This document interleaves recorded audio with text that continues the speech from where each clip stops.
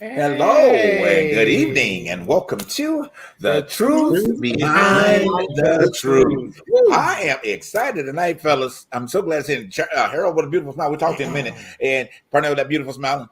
Beautiful smiling. Well, anyway,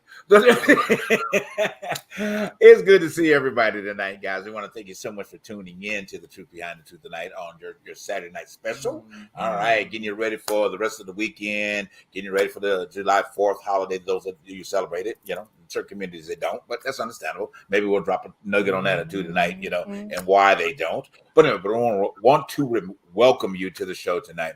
Also want to remind you, please like and share on every one of our platforms. You do find us on Twitter, you do find us on YouTube, and you do find us on Facebook.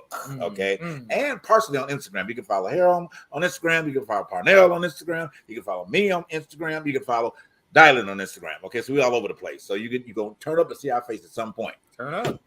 All right. The next part is that we are asking, we want to grow. We want to grow. So we need your support. All right. We have two right now. Two opportunities for you to support us. Okay. You can support us by our Cash App. That is TTB. Offering plate. Yes. TTB show on Cash App. And on Venmo, it is The Truth Behind the Truth. All right. So, hey, get that money to flowing. All right. Because we want to go. We don't want to go. We are going places. We just want to bring you along. And we like the money that jingles, but we rather have the kind that folds. Okay. All right. Yes. And like TLC said, we ain't too proud to bed. No, we're not. No, we're not. Who said that first? TLC. Temptation said that too. That was Temptation. Oh, ain't too yeah. proud to bed. Oh, I'm too young to know who. Oh, yeah. That is true. We're too old over here. No, we're not going to start the day off lying. Right. I am sorry. You ain't got to lie, Craig. Yeah, exactly. Telling our age, honey. So here, I know you're down in the Miami, the hottest place on the planet. Okay. Right. And I ain't talking about the people that live there. Okay. I was talking about the temperature. Okay.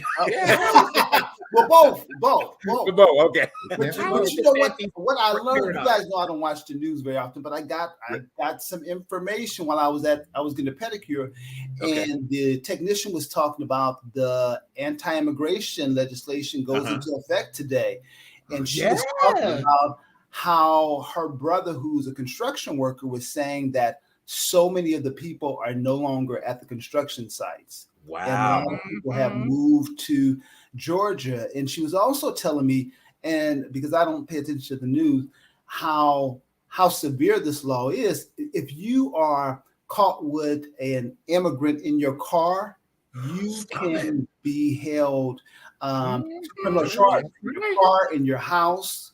What? If they go to the hospital, it has to be reported to the authorities. And this is just really dangerous legislation. It's just really, really horrific. When she was talking about and I'm glad you brought that up. We're going to dig into that. Okay. Parnell, how you doing real quick? Let's check on Parnell real quick. We're going to dig into what you were saying. Harold. I'm good. I got my Uncle Nearest and ginger ale to deal with all this madness, so I'm all right. He ready. Okay. Well, we're doing a little mosquito. So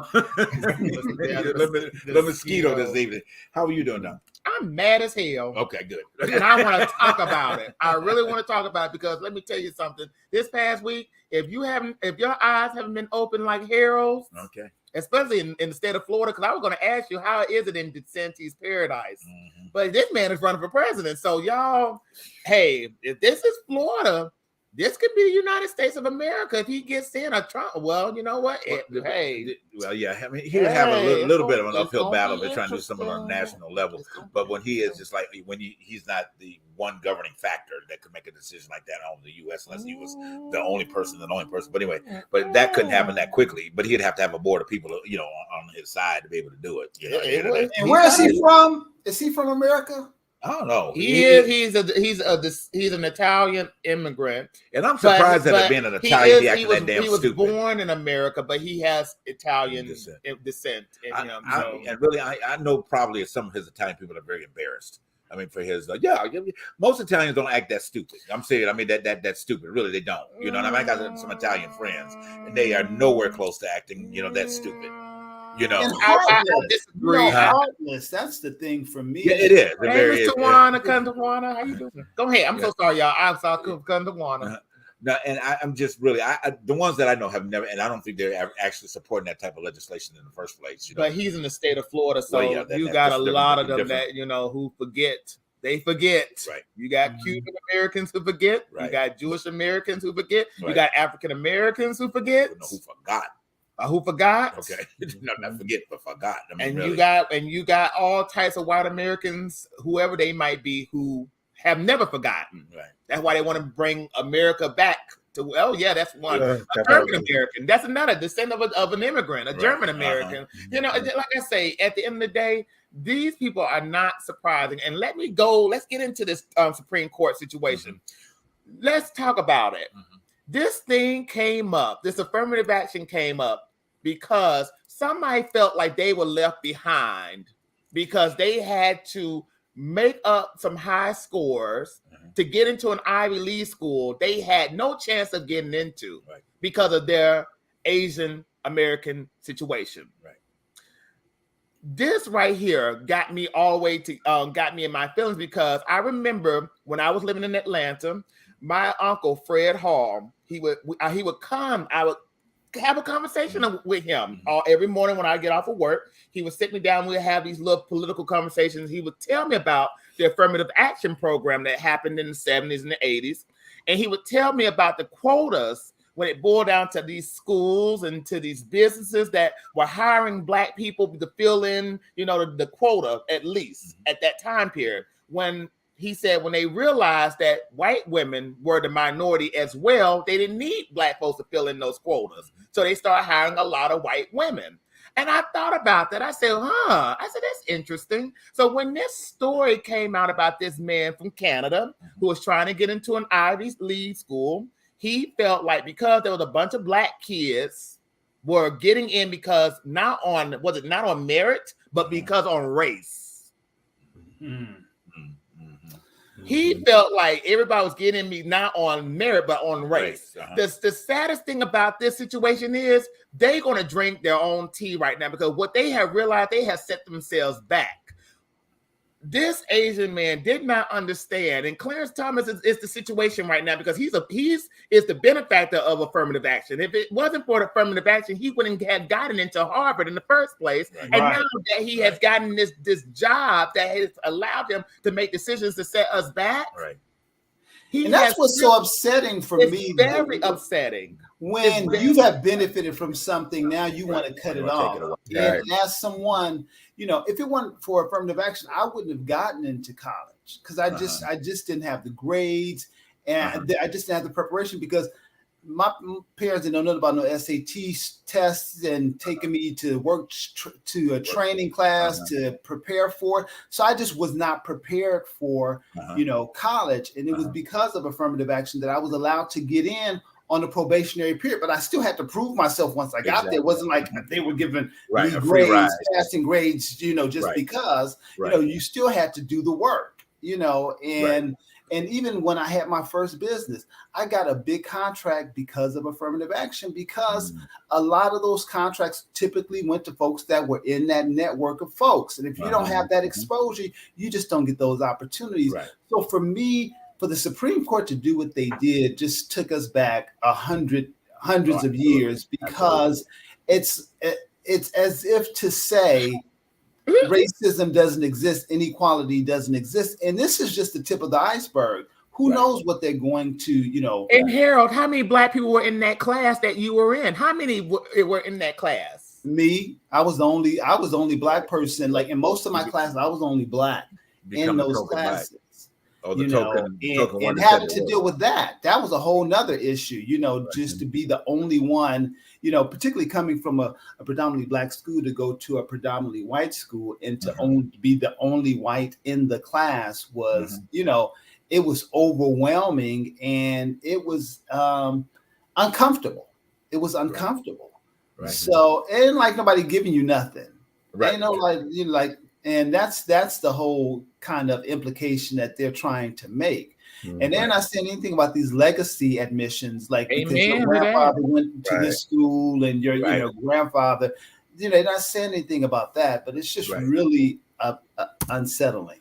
Right. It's like you have to be an athlete to get in, but go ahead, Parnell. Well, no, because it is the whole thing, because I've had this conversation before with, because I think I forget the guy's name who brought this suit, is a young Asian dude. And his thing was like, well, they have to lower the standards for Black people. I was like, bullshit. Nothing was lowered. And then it's like he felt he was being discriminated. The Asians had to do this much better.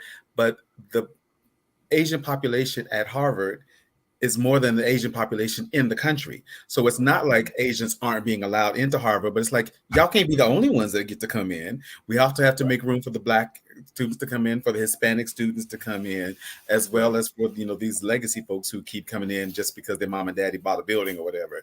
So, which is really the problem, but it is, again, that thing of ethnic minorities in this country, I'm gonna say, because people of the global majority, having to compete against one another. Like, we're not the enemy here. We're not the one who built this system that kept whiteness up here, and the rest of us got to try to fight each other to get the scraps. Right. So, because that would have been the thing, was like, well, if you really want to protest something, protest these legacy students who were getting in just because their mom and daddy or grandmother, somebody went to Harvard or gave so much money. That's a real problem, not affirmative action, getting otherwise qualified Black people an opportunity to come to Howard, which is what I love. The interview that Joy Reid, who went to school with me, Montbello, when she was talking about Harvard came looking for her because she tested so well. She had the grades to get into Harvard. They said, well, let's see if she got the other things that would make her a good candidate for Harvard. Right. Perfect. I mean, all I can do is I concur with everything else that you guys are saying, about that. I mean, there's a little bit more I wanted to put a spin on, but that's okay. But let's continue the conversation. No, well, we can't, because we got a guest coming up. Let's continue it. So we'll probably bring it back up toward the end of the show. Yeah. And one point we're gonna bring was that damn BET Awards after our guest, because that shit was a mess. But anyway, so we always want to talk about your cousins. I know, right? You always want to talk about your cousins. We're getting ready for a quick break, guys, and we will be back. Parnell's going to do the wonderful introduction of our beautiful and wonderful guest tonight. It's going to be a great show. We're going to dig in and get some good information, even about what we've been talking about. All right? We'll be right back after this break.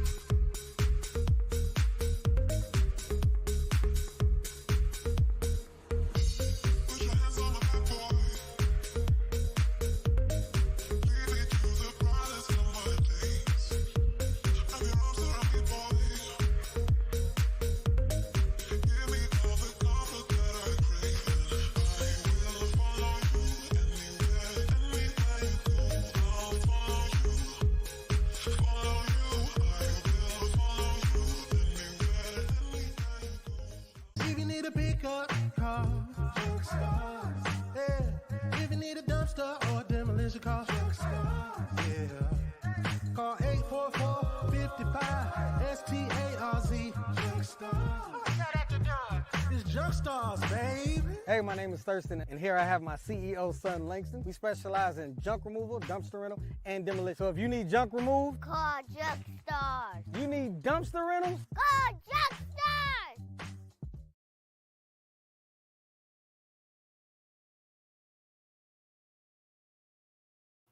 Hello. All right, guys, and welcome back to the Truth Behind the Truth. Yes, indeed. Thank you so much for tuning in tonight. Thank you to all of our guests that have taken time to tune in tonight, our special guests that have once been part of the show, like my dear cousin Twyla. Thank you for tuning in tonight, and everybody else that had made themselves noticeable, okay, at this point. But anyway, we're about to dig in, get a little bit further into the show tonight. Parnell's going to do us the honor of introducing our wonderful, beautiful guest this evening, and we're going to hear what her opinion is about a lot of things tonight, as well as talk about her wonderful story. All right, Parnell? Call John Stars. That commercial just gets me every time.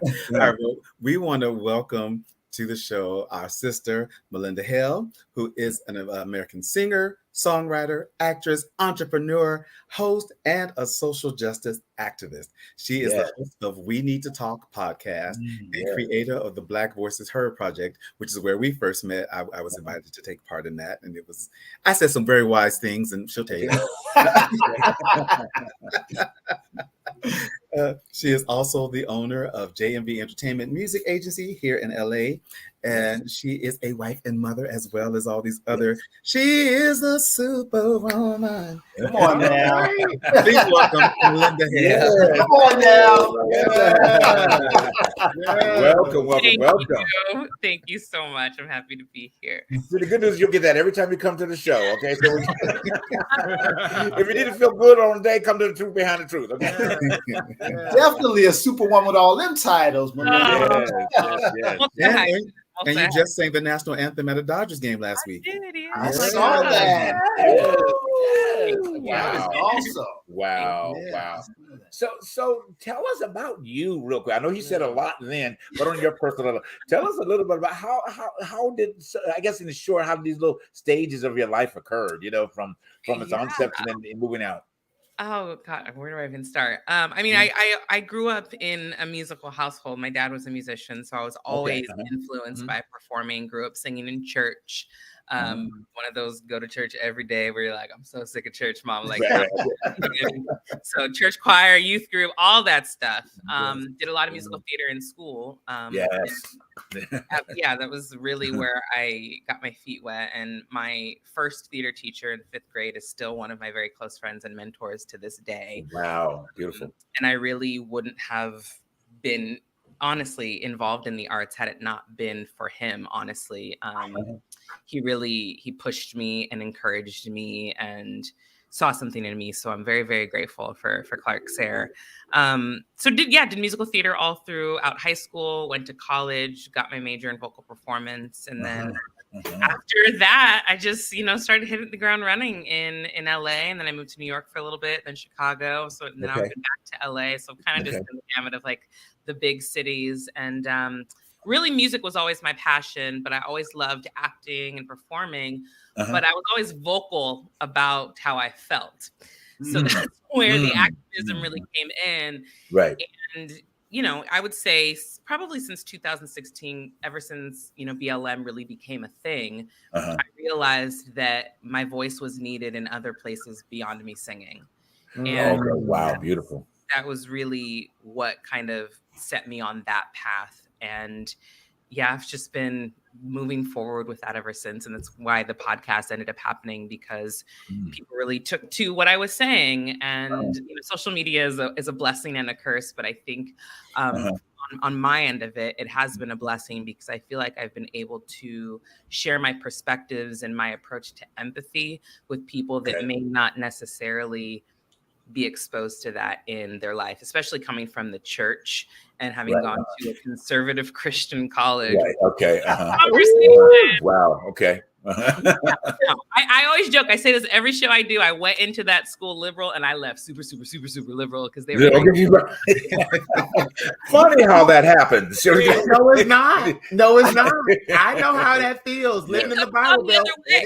It could have gone the other way. I could have come out conservative and ended up Republican, but thank God I didn't. So that's the Reader's Digest version of just kind of where I am. I found a way to healthily blend all of the things that matter to me in my life with performing and activism. Well, you mentioned growing up in the church. You have a song called "God and His Gun." What's that about? You're right to that. Okay, so,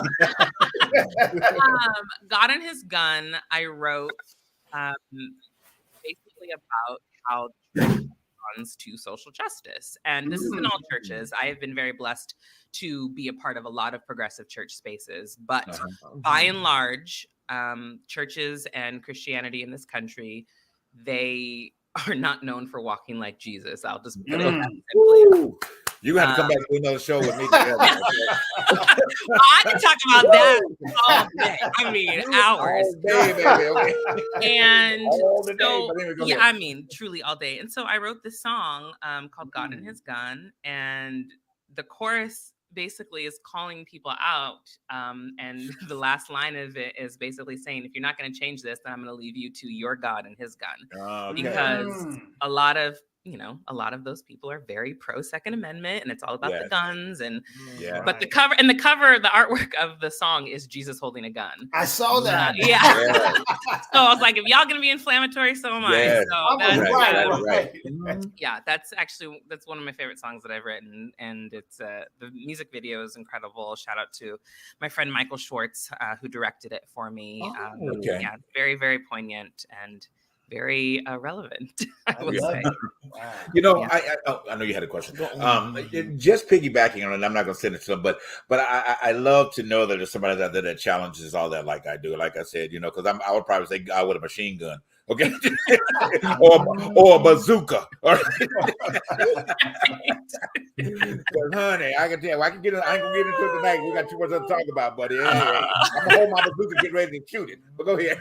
But you know what is so important about what you say? I was thinking about when you were speaking about what Nina Simone said back in the 60s, how it is so important for an artist to connect with the times and to be the messenger of the times. So my question with that, as an activist, as a songwriter, how do you feel about this situation that's going on within the Supreme Court with the situation with the LGBT plus and the affirmative action that's just now ended? What is your take on that? Because I know this must be itching for a project that's going to come up out of you, a song that's going to come out. I know. I mean, that's the thing. I just feel like ever since 2016, there hasn't been a shortage of things to talk about and write about and speak about. I think, God, where do I even start? I'll start with affirmative action specifically. First of all, everyone that is mad about affirmative action does not know why it was created in the first place. As with most things, they don't know the history. The do your research on people only do me search. I've realized that's just what the situation is. And I do find it very interesting. You know, you guys put up the picture of Clarence Thomas, and he's been like a big vocal advocate for being against affirmative action. And you mentioned that he benefits from it. But oddly enough, most Black conservatives are the biggest benefactors of affirmative action because they would not have the platforms that they have were they not Black. Because all they're doing is giving a Black face to white supremacist talking points. And people like Candace Owens, people like Clarence Thomas, like they would not be where they are if they were not Black. So I always find it very interesting, the hypocrisy behind opposition, because people don't really look into it that way. Also, I love that you guys mentioned Joy Reid, because I thought that her experience with it is something that everybody needs to hear to truly understand how affirmative action works. But here's the issue that I have had, and this is my own personal upbringing. My mom was an educator, so I was always in school. I never got a summer. She was like, you are in the reading classes in the library. We're doing math. We're doing this. So I appreciated that from her. I graduated high school at 16. I skipped a grade and I graduated high school at 20. In high school, I was the second highest achiever I won 21 academic and performing arts awards. I was the second highest. Most. I was on the dean's list in college. I had a 3.6 GPA. I was the lead in the musical 3 out of my 4 years of high school. Wow. I cannot tell you how many times I was told that I only received those things because I was Black. Wow. So for me, I personally feel that it doesn't matter whether or not affirmative action is in existence or not. There is never a scenario where we as Black people are given the privilege to achieve what we know we can achieve. We will always be told that we only got somewhere because we're a diversity hire or because, they needed to fill a quota. But we've proven time and time again that we are capable of achieving, and they act like we're not capable. And that's what upsets me. But look at what we've invented. Look what we've created. Look how pervasive our culture is. Our culture influences literally every aspect of the country. So if you want to take us away, let's see how y'all do. You know what I mean? Right? And also, without affirmative action now, and we still get in, like, who are you going to blame? You know what I mean? Right. So I'm kind of like interested to just sit back and see what happens, because all those mediocre, non-melanated folks is what I like to say, that don't achieve what they think is theirs for some reason. What is your excuse? You know, and I happen to be, my husband is white, and I actually grew up more privileged than he did. He grew up in Kansas. His family was very, very poor, but he is the example of actually working hard to get to where he is. Like, he was a very smart man. He got into University of Chicago for law school. He's now a lawyer for Disney, but he worked hard. And he is like the first one to be like, it's all these mediocre white people. Like, that's what he will say, right? Because he grew up in Kansas. Like, that, he knows what he's talking about. So, I'm just interested to see what the fallback of this will be for all of those people that are complaining. And I love that. I think, Harold, you mentioned legacy admissions, and also buying your way in is a huge thing. But they won't get rid of that. And I think it's interesting that they think that that is a right for them, but it's not a right for us to be given the opportunities to be in the same rooms. And see, that's what I say. Is that it's the whole thing is that because Black people have the audacity to achieve despite all the obstacles that have been set in our place, because it's like, oh, well, they can't do this, they can't do that. And then we go like, watch me, you know, and then we achieve. It's like going, oh, their achievement is flying in the face of all the lies that I've been telling about who they are and what they can do.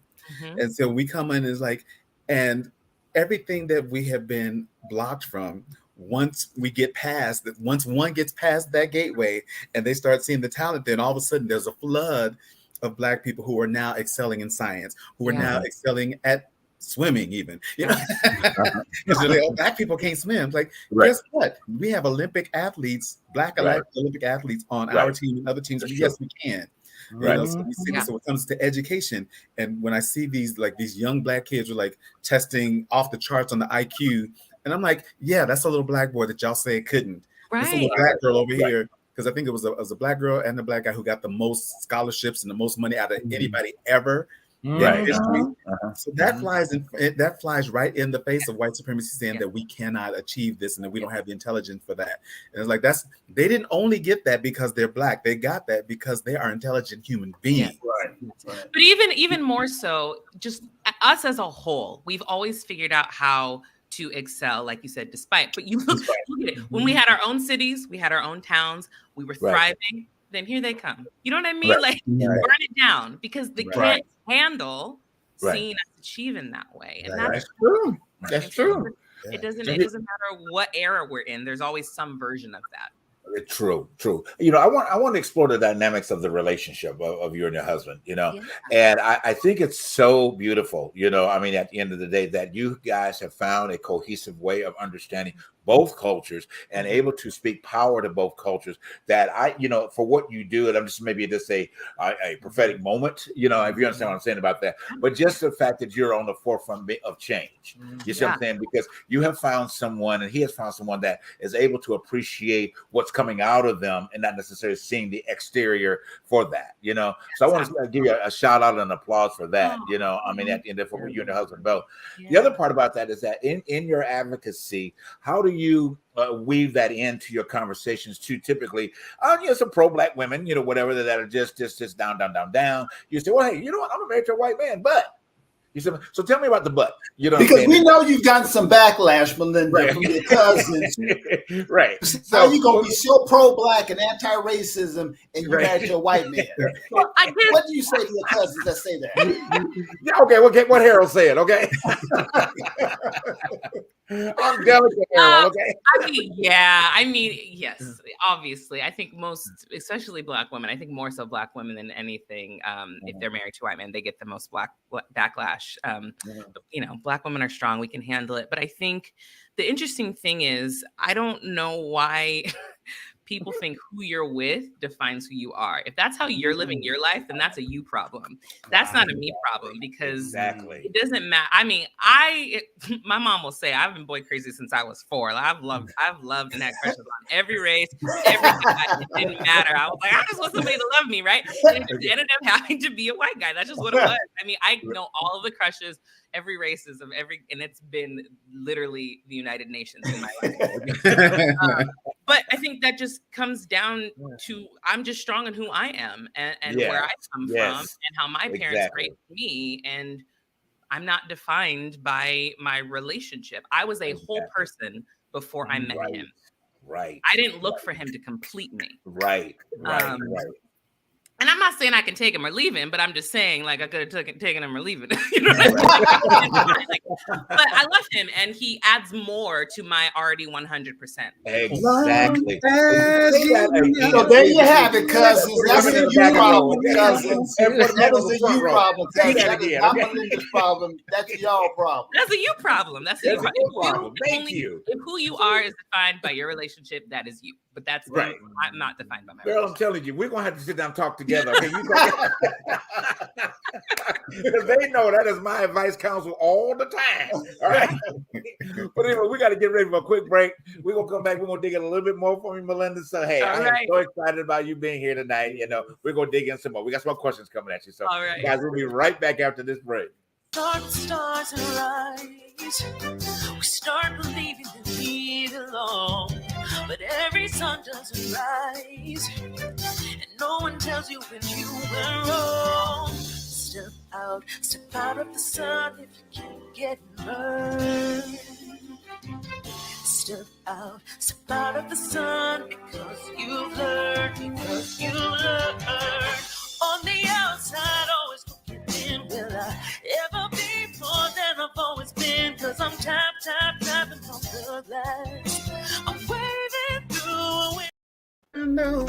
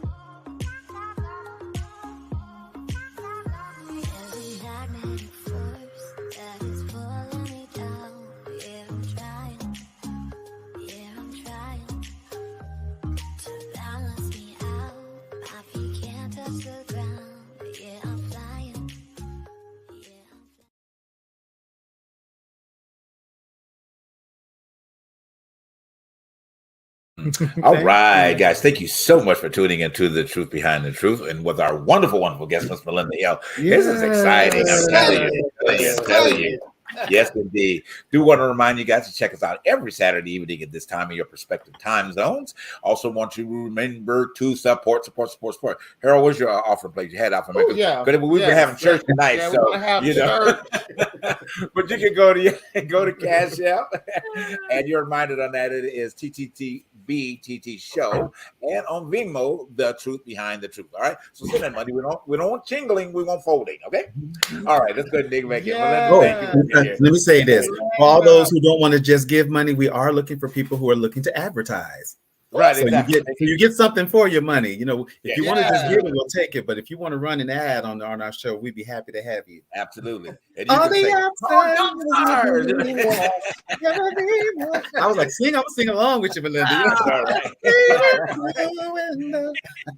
Go ahead. But you know what, Malynda? We talked about this before the show. Now you are a songwriter, actress. You have your own podcast. You have did ads for Queen Latifah. You have did so many off-Broadway shows. Where does that energy, where does that drive come from? Do you have somebody that has influenced you and your work ethic that you have known over, has mentored you? Where does that come from? Where is that? Honestly, and no disrespect to my dad, because I love them. They're still married. They've been married for 40 years. But my mother absolutely, just in how she operates. Like, my dad's very much a homebody and don't want to be bothered with nobody. But I get it. The older I get, I am starting to understand him more. But my mom, for sure, you know, she was an educator. She was a guidance counselor for high school and college level. She's a very social person, very involved in the church, very progressive, very loving. And she just always encouraged me to do the things that make me happy. And she was just always involved in a lot of things too. And I definitely feel like I am a replica of her just in how I move through the world. So I'm really grateful for her allowing me the space to try different things and see what worked for me, what made me happy, what I excelled at, what I wasn't good at, because she also wasn't afraid to tell me that either. She was like, she was that kind of mom, right? But the things that I was really good at, she was there. She pushed me and encouraged me. So she's my biggest supporter. She has folders on folders on folders of everything I've done since I was 5. And I know she's just really just this incredible woman. So she's really my biggest inspiration. And then second is Oprah. Yes. Come on, there you go. There you go. Yes. There you go. Yes. She does everything, and I want to do everything too. So Yes. I just feel like I heard your mother going like, Malynda, honey, I love you, but that's not your ministry, baby. You should stay over here. You do really good. Maybe God's pulling you over in this direction. Right. So, Malynda, so next year is election time. You posted a very funny post. God forbid. You said election is next year and Joe Biden has fallen one too many times for my liking. I say amen. But what are we supposed to do, Malynda? What are we supposed to do? Okay, I'm going to be real. This is what I think. So one, God bless Joe, but I'm sorry. My dad is almost 80 and there's no way in this world that I would be okay with him running this country, right? So let's just be honest about the fact that, you know, he's 80 years old and he's fallen it quite a few times. And I'm also just worried about his safety. Like, I think he has done some good things. I think, you know, every president I try to give grace to, because everybody that complains, like, what would you do in that position, right? Be honest about it. Not a lot of people have the capacity to run an entire country. But here's what I kind of feel might happen. I actually don't think he's going to end up running. And I do see a lot of conservatives talking about this in a negative way, but I happen to think, based on the amount of press that this person is having at the moment, especially against Ron DeSantis, I really do think that Gavin Newsom is going to end up tapping in. Wow, that's good. That would be a definite plus. You know what I mean? Because of how public he's been in his opposition towards DeSantis, and I think it would be very interesting to see the two of them go head to head. I do. That is really good. That's really good. I kind of second that. This is going to be some tea that I would like to sip on and have some popcorn. Right? I really have to second that. I mean, I could really see that.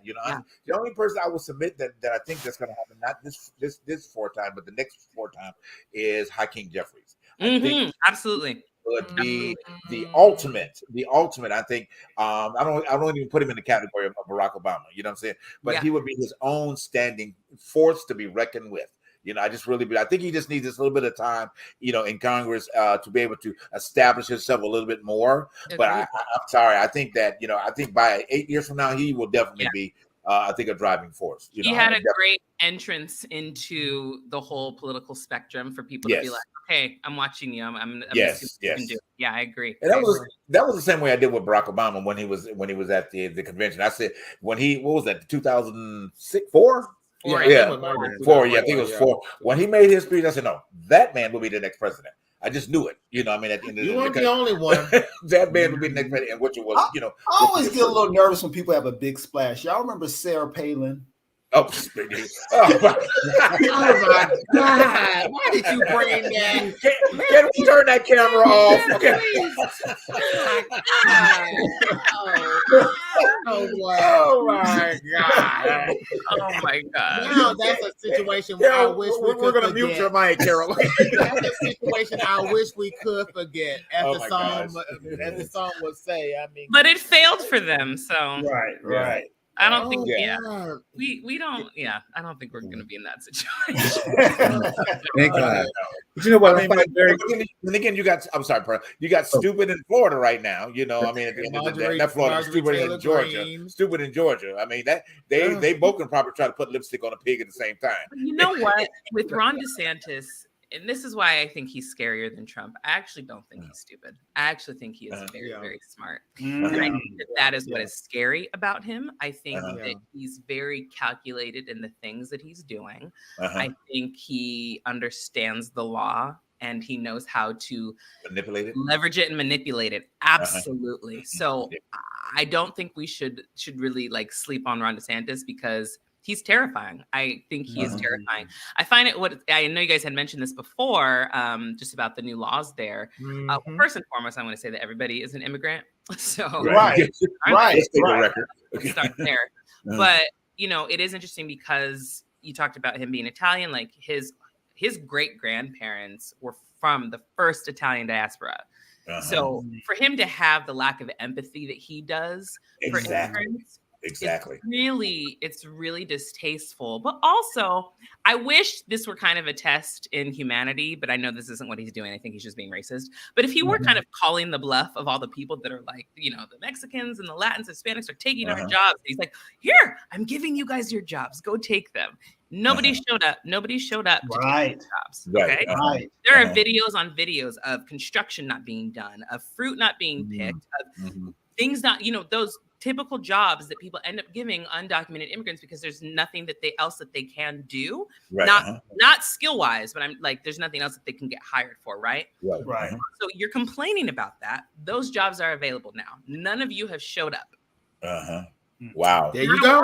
Wow. What is it that you actually want?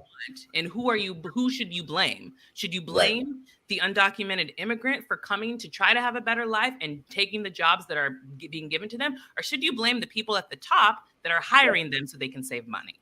Right. Okay. Anger is displaced whenever it comes to people of color. Yes. That is so true. See, now I understand why you have that podcast. We need to talk. I have things to talk about. Tell us about the podcast. I had the chance to listen to a couple of episodes, and really the information that was being shared was like not information that's been widely shared. I feel like it was an episode like the table talk. It's like going deeper, So tell us a little bit about the podcast. Yeah. So interesting enough, I actually started the podcast. I started it as a live social justice series at the church that I used to be a worship leader at, because I'm like, you guys are a progressive church. What are you doing? Right. Let's have these conversations. Let's make it really uncomfortable for you. And it really did well. And people were being educated, and that's all I've ever wanted. And so I would have panel guests and we have these discussions and people would ask questions, and it was great. And then I just had the idea. I was like, oh, podcasts are a thing. Let me turn it into a podcast. Then the pandemic happened, so there was really nothing else to do. But it's just grown from there. And I've had, I've been blessed to have so many incredible guests on the show and some really, really deep, meaningful conversations. And my whole motto is everything begins with a conversation. You can't make any kind of change without talking about it. So it's been a labor of love, and it's just really important to me to have those conversations. And I can hear it in your voice, and that's good. It just that resonates. I'm so glad you're here. Parnell, go ahead. I know you had another question. Well, it's just interesting, as with the Section 4 of the Voting Rights Act being struck down, and immediately all these states started enacting all these restrictive voting regulations, and we see the same thing that right after this, or right during the same time as the Supreme Court decision on affirmative action, that I think there were like 4 Black women in one day were fired from their diversity, equity, inclusion positions. Just like Carolyn Thorne was one of them. And it's one of those things of like, it shows that these companies weren't going after diversity because they truly believed in it.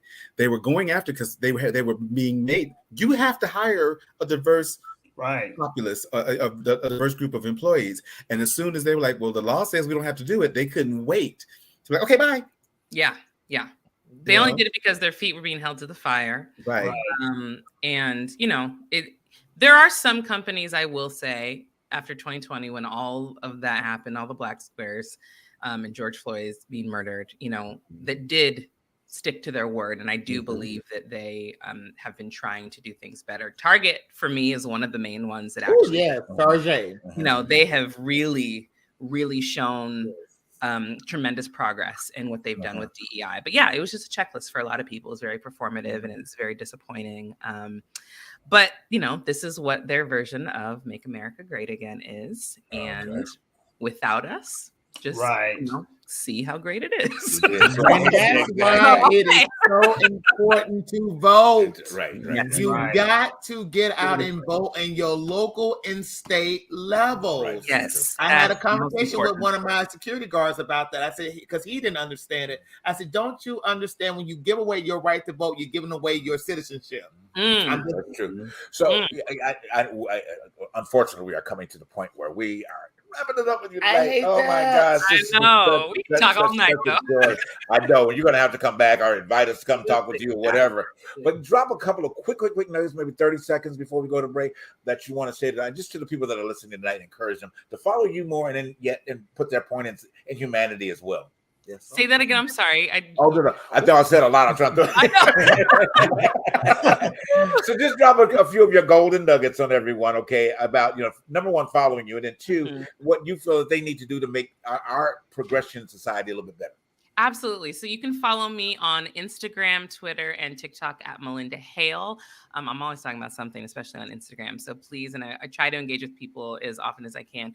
But I will say, as I said before, everything does begin with a conversation. But what I want people to realize is that change starts with you, even if it doesn't involve you.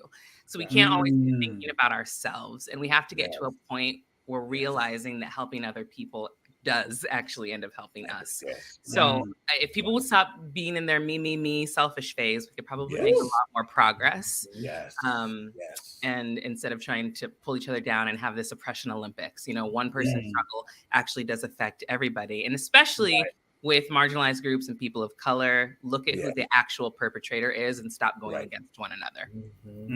That's good. So beautifully said. I mean, I knew it was going to be a nugget. Okay. I don't want you to go, Malynda. Don't go.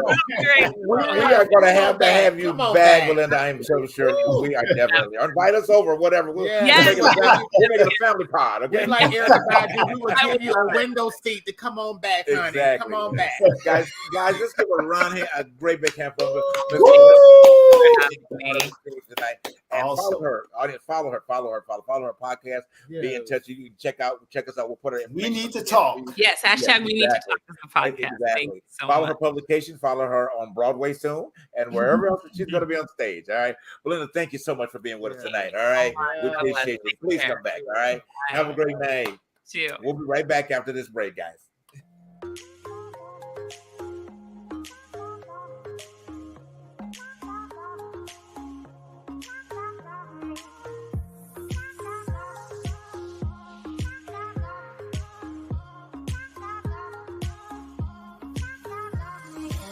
Magnetic force that is pulling me down. Yeah, I'm trying.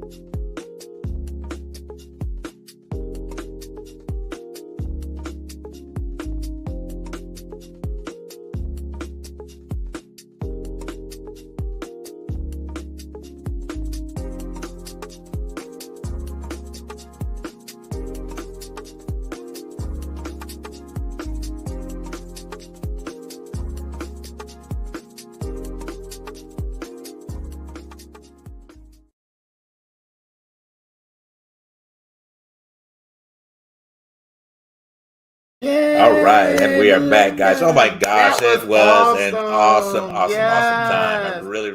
really enjoyed tonight, guys, and we'll have to definitely have her back. Yes. Wow, I'm still in awe. I mean, when you have those kind of moments, I'm like Mary Lynn. I'm definitely gonna follow her too. Hey, Mary. Hey, Mary, good to see you tonight, man. Yeah, definitely. Oh my gosh, that was awesome. It was Yes, really good. yes. Any points you want to mention real quick before we dig into our last little news with the fellas? Real quick, did you want to talk about what Malynda did? Yeah, I follow Malynda on the socials, and what I love is that she is definitely one of those people who, when she advocates, she doesn't just advocate just for Black women or just for Black people. She will speak up on like when Jewish people were being attacked. She's like, hey, we've got to look at this, and we've got to look at these relationships and knock this off. And she encourages folks to look outside of your own immediate circle to find those similarities on how you can be an ally. How we can be an ally to our Asian brothers and sisters. How we can, all that stuff. And it's just like she really is in the whole the connection of humanity. Well, I mean, if I may say, I think that's the same way in the inception that Truth Behind the Truth is. At the end of the day, we identify those situations, and we really want to present options to help your community to be better and be a better individual in that area of your life. So, we definitely are very inclusive. I think sometimes our conversation gets a little pinpointed, and rightfully so. I mean, because you have to draw attention to certain subjects, which we're going to draw attention to in just a minute. But behind the truth, though, and I want to make this a point. She said this at the end, and I love what she said. This culture is about the me. Right, now, I work in a store with Hispanics. I work in a store with Koreans. I work in a store with whites. And we talk about on certain topics, okay? But I wish as a culture, as a society, that we get out of the individualism of our situations and start doing the research of what makes humanity great. That means coming out of what makes you uncomfortable and understanding that other people have had situations that have galvanized and have helped not only them, but you move forward as well. And I think that's what the situation is going on. I think as an African-American, what we have put into the American society with our civil rights movement has galvanized the gay community as well as the women's rights movement, the gay rights, all of that. We need to understand that we're all in this together. So let's stop fighting each other and downing what is different from what makes us different. And let's get in, cahoots and make this country great. Well said. That's just me. Harold, I know you had a quick point. Now make it great again. Make it great for real. Just make it great. Make it great for real. Right. Keep it great. It's great. It's just we have difference of ideas, but keep it great. That's all. We never say America wasn't great.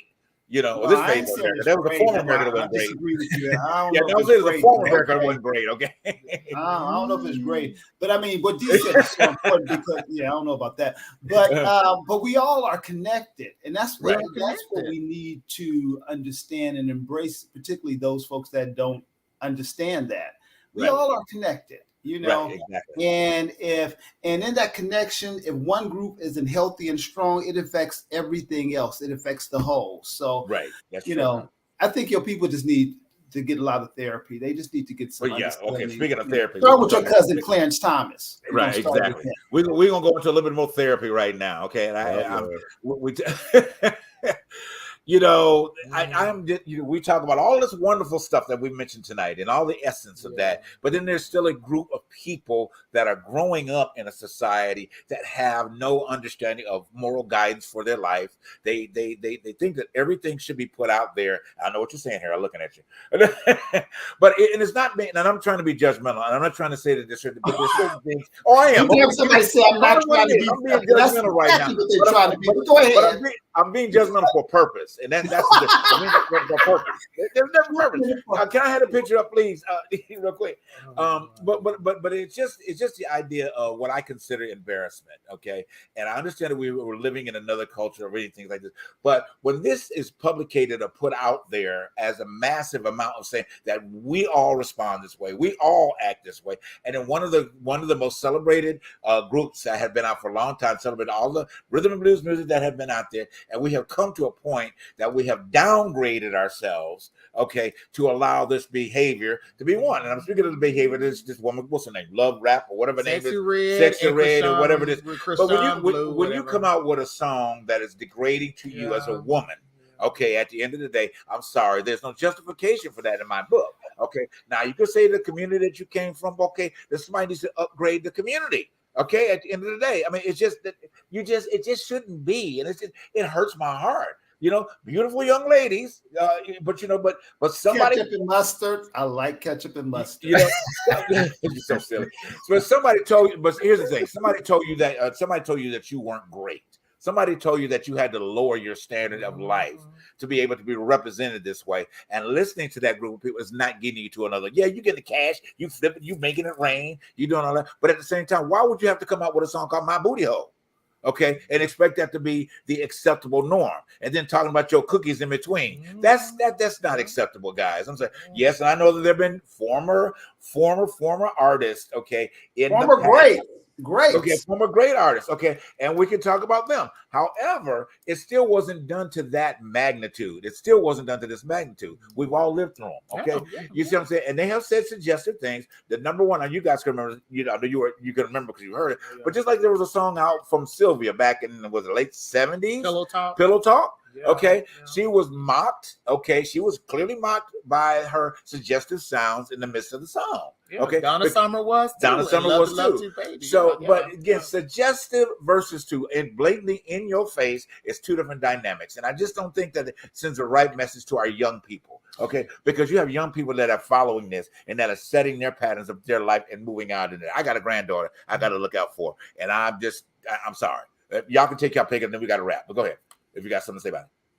I think that's why it's so important for the older generation to mentor. You have to have mentors. And Busta Rhymes said this in his speech, that it's so imperative that you have people within your industry that should sit you down and say, this is what it's all about. Right. People like Dionne Warwick did it in the 90s. People should be still doing it right now. But that's why mentorship is so important, especially within any type of community, any type of industry, any type of job that you have. You need to know what you're representing and whose shoulders that you stand on. Right. I'm just saying. But I love you, Mustard and Ketchup. I love you, Mustard and Ketchup. All right. Because Lena Horne would have not did that. Lena Horne has opened up too many doors. Right. Oh Lord, look at skinny you, honey. Look at skinny you. Where did this come from? Look at JB. Charles Stewart's a surprise photo. Hey. Okay, so he was a surprise photo. Togetherness it was. But anyway, guys, thank you so much for tuning into The Truth Behind the Truth tonight. It has been a super blast. Yeah. I'm sure you've gotten a lot from Malynda Hale, and then of course a little wrapping our rant on this stuff that's going on. But anyway, make the decision for your life. Okay, at the end of the day, be good to one another, love one another, embrace one another. And if somebody's not in the right category, help them. That's what we're talking about. Truth behind the truth. Help them. Okay, we're all here to help one another. Blessings to Malynda, blessings you fellas, blessings everybody out there. Thank you for tuning in tonight. We will see you guys right back here again next week. Thanks again. Bye-bye. Bye.